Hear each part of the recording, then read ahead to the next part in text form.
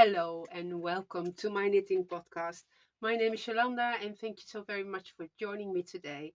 I'm coming to you from the east of the Netherlands and it is a rainy, gloomy day. We had some wonderful weather, sun, but frost. But today I want to record and yeah, I've been trying to move the lights around. I'm not sure, it's not optimal, but I thought, well, yet something to look at. I write my cats with some sweets, so I hope they will behave, but who knows?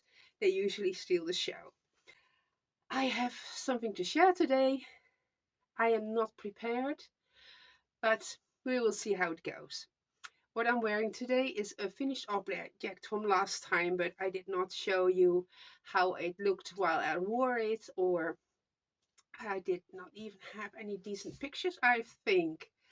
So the champagne pullover from Sari Nordland, and I remember I spoke about it, and wasn't sure if it was big enough to wear a long sleeve underneath. It is actually, and yeah, I made it out of drop snort. It's one of my favorite yarns. It's hold on up very nicely, and it is very soft.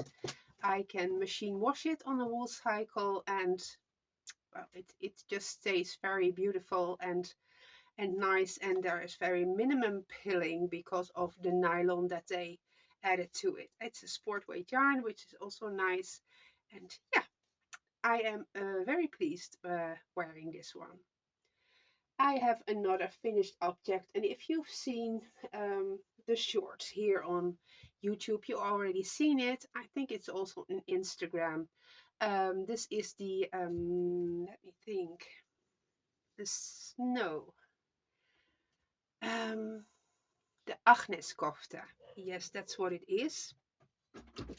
And I finished it and I sticked it, and there's a very nice crocheted edging around the bottom band. I already wore it a lot. It is completely double stranded, so it's so nice and warm, especially with this freezing weather.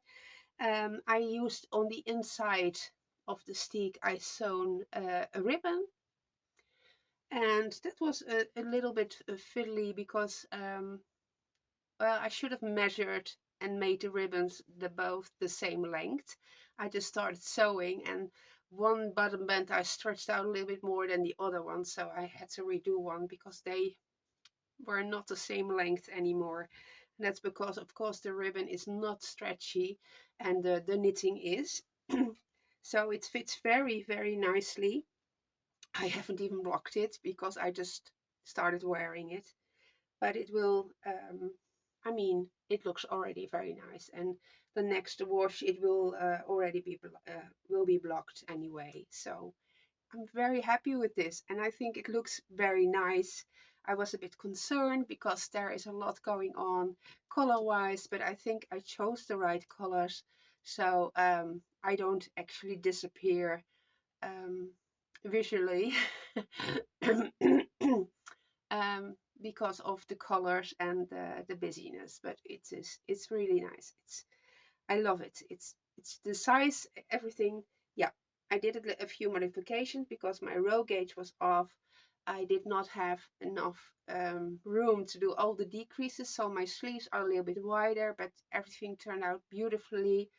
And I don't think there's anything I would change actually if I ever would redo it again. I don't think I will. It was really was a labor of love. It was a lot of work, but so worth it in the end. And also this is all drop snort, except for the brown, which is drops flora. It's a little bit thinner, but it had no impact on the final result. So yeah, very happy with this. I think that's the only finished object. No, that's not. I'm just looking at it. I will grab it real quickly. This is a secret test knit, but I could show part of it, just not the whole finished object. So this is a test knit I did for Tiff Nealon, and she designs a lot of beautiful garments, but also cowls. and this is a cowl I tested for her. So I used leftovers. There were all partial balls. I used some yarn with glitter in there. I used leftover from my two sweaters I made out of cone yarn. There was still some left over, and I all used it up in this. There is some drops Nord. Yeah, there are all kinds of colors. And yeah, it is a very beautiful cowl, and I will show it to you as soon as the pattern is released. We can also then release all the photographs of the finished objects. So that is also a finished one. And that kind of started all kinds of test knits again. I did a lot in the past. I really liked that. And then uh, yeah, because of my emotional instability, let's call it like that, I became very insecure. And but it seems to be a little bit better right now. And I really thought, okay, test knits are fun because usually you're in a group and you get to interact with other knitters who are also knitting the same pattern. So yes, well, I show you the next test knit in a while. I also was going through my yarn, and there was a color I dyed many years ago. I unraveled the project. This is way too bright for me, but then I thought these were the perfect colors, and I really love the colors, but they don't suit me. So while I was dyeing yarn, I thought I should just over dye it, and so I can use it. And this is how the yarn came out. So it is so interesting always to see how, yeah, you think you can't cover it up, but it totally turns out a different. It's a beautiful shade of brown, a reddish brown. No, no, no, no. Molly, that is my cat. She always wants to be everywhere. I don't think you can totally see it with the light going on, but it has so many shades and depths of color. It is really pretty right now. So yeah, that's also something I did, and I'm happy with it because now I can start thinking about a project. There is enough for, I think, a sweater for sure, and yeah, that's fun to do. And it was just laying around there, and that is just, this doesn't feel so good. So Molly, come here, come, Molly. Oh, come, come, come. Yeah, there she is. Come on. So I'm not sure if you know the designer Zenet Knits. She is um, she is living in the UK, but she is from, not sure. She is currently hosting a mystery yoke along, the EU yoke 2, and it is a sweater, a mystery sweater, and it's a very interesting, very stunning pattern. So if you are not finished with all the clues, a clue came out last night, and then you better look away if you don't want to see it. But this is how far I got. So the next clue is we finished the body, the ribbing and the neckband, and then there's one more clue, and that will be the sleeves. So I used let me think, Sandeskarn, and this is the color here, that is dried plaster, and this is a very yeah, a color shifting yarn, a mystery yarn, let's call it like that, because it's not easy to get, but it goes from beige to brown to green to purplish red, and then back to green, and yeah, so this is absolutely stunning, isn't it? It's like, it reminds me of the old scriptures on the walls, maybe Egyptian, maybe. I think it's beautiful. There are beautiful patterns, beautiful versions of the pattern, I should say. You can probably find them on Ravelry.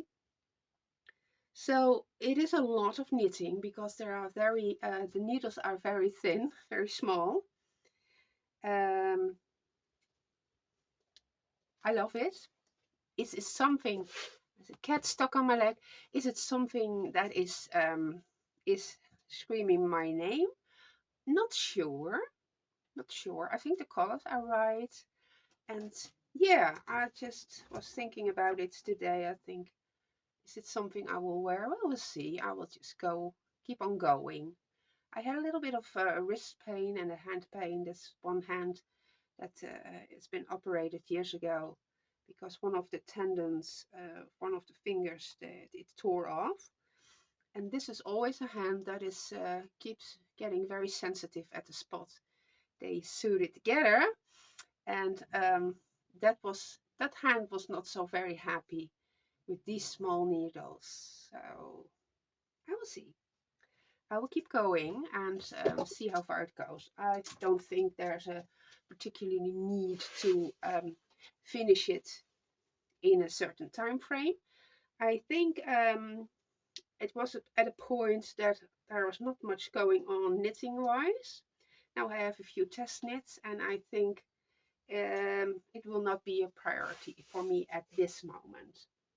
So I finished an object. Actually, it's the Hydrangea sweater from Eleanor Mortenson. I think that's her name. I'm not sure. I finished it, but I did not like the neckline. I always have a problem with the neckline. I think it is because the yoke is too tight. I heard there was an knitting summit, and there was a little interview with Truly Myrtle, and she is such an amazing designer. She has the wardrobe toolbox. I was part of that for a few years. So she spoke about how we often have modifications for people with big busts or people who are smaller, or um, but very rarely they're spoken about people with wide shoulders and a small bust, and that's absolutely where I fit in.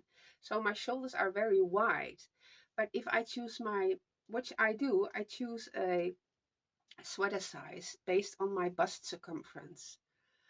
But in yoked sweaters, I find that often happens that it is too tight in my shoulders, and you can already see I have pretty straight shoulders, and they are quite wide compared to whatever else.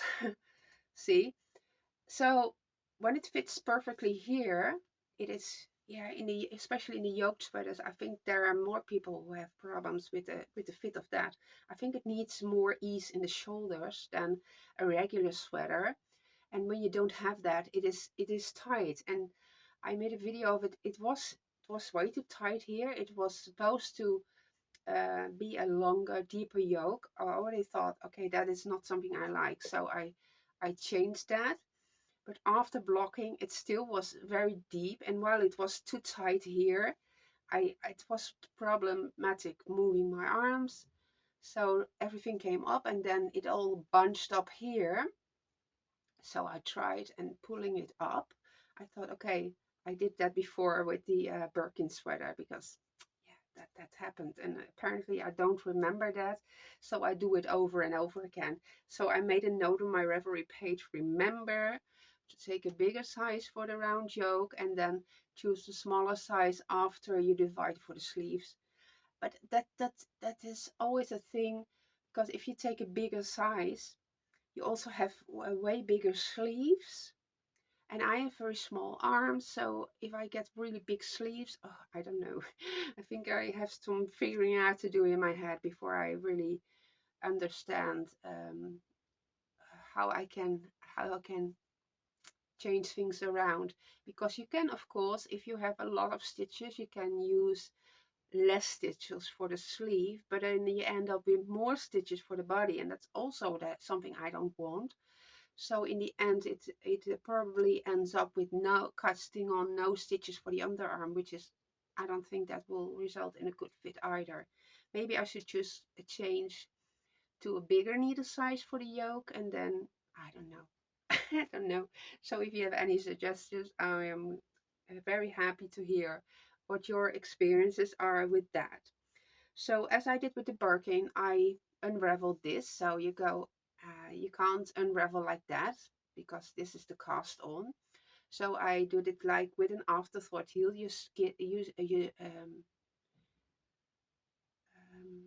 Wow, the word. You just snip one strand and you very carefully unravel it. It was already blocked, stitches weren't going anywhere, but I picked up with my needle the stitches I unraveled, and then I could reuse the yarn because I had no more yarn left. I had 300 grams of my hand-dyed yarn. I didn't want to start a new skein. So I did that. I did, again, the short rows in the back, which I really like. I looked up some other patterns, like how did they do it. I think Truly Middle Patterns, she also talked about her in her podcast how she lets the short rows go on all the way to the front. I mean, except this part. So her yoke will turn out more round instead of shallow. And I really liked that. I thought it was something to remember. So I tried this on this unraveled part. And since it was already finished for the rest of it, it was very easy to try it on. So I will try it on a few more times, and I did. So here are the short rows in the back. I will go a little forward for you. And the front will look like this. So the short rows ended around here. And yeah, so I tried it on. I think it is good like it is now. So this portion became way less deep than it was before because now I have this amount of yarn left. And I was looking at the ribbing. I thought 2 by 2 was too much for. It didn't look really subtle, and I didn't want to attract so much attention to the neckline because the yoke is so absolutely stunning. So I will do a very short short 1 by 1 ribbing, and I will cast on pretty soon. I think maybe now or in 1 or 2 more rows. So it will be a very short ribbing. She's stealing her sweets. I was also contemplating on just casting off and do a crochet etching. I was not sure, but this is what I decided for now. And this is, yeah, I know, this is all a hand-dyed yarn I especially dyed for this project. I absolutely love it. And yeah, turns out really nice. The Hydrangea sweater by Mortenson, something like that. It's all found on my project page. I will link my project page down below. You can go to Ravelry and see what this pattern is and who else made it. So I started a new test knit, and that is for knitting for breakfast. A really beautiful one. Let me see, the Moonflowers it's called. And I used my favorite yarn again because I have a lot of it. And this is the colors I chose. So nothing spectacularly different than what I usually do. The short rows in this pattern were done in the ribbing, in the neck ribbing, which was interesting. I did that once. I thought that was a strange thing to do, but apparently it is not. So yes, this is how far I am. There's already one person that is finished. Wow. But there was no hurry. It was due in April, as I remembered, and I want to knit on other things than just this. It's better for my hands, I know that. But I absolutely love it. So drop snort, there's the color Lush, there's the color Peach, there's a color, that the yellow one is Dandelion. Then I use the brown from the Drops Flora range again, and that is Marzipan, is the off-white color, the grayish white, I think. I don't know what color it is. But yes, this is stunning, isn't it? I think the sleeves are pretty white, but I will see. I can do a few extra decreases probably. So yeah, that's another sweater in the color scheme I am very fond of at the moment. Her example was in blues, which was also beautiful. There are many beautiful things showing up in the Instagram thread. We are discussing whatever we find. And Echo, come, Echo, nee. No, she wants treats. Don't we all? There's a cat sitting here. He's also waiting for the same treats. So, behind me you can see my hand spun. Um, it just looks so nice. And I'm surrounded by yarn here. It's a very nice place to be. It's inspirational. It's a very small room. I dry my laundry here. Yeah, it is pretty cold. I mean, not today. It is. It's getting warmer, but if it is freezing, this is a room that is a little bit too cold to sit in. But yeah, I'm very happy with. I have the little space I have to put all my creative endeavors in here. So yeah. Oh, well, this was a nice and short episode. I hope I can edit a few things in here for you, some little videos of whatever I've been talking about the sweaters. I hope you're doing well, and thank you so very much for listening to me and returning if you're a return viewer. And if you have a comment for me, I would love to hear it because I'm just here on my own, and any interaction with other knitters is really wonderful. So yes, I hope to see you for the next episode, whenever that may be. And until we speak again, happy knitting and enjoy. Bye bye.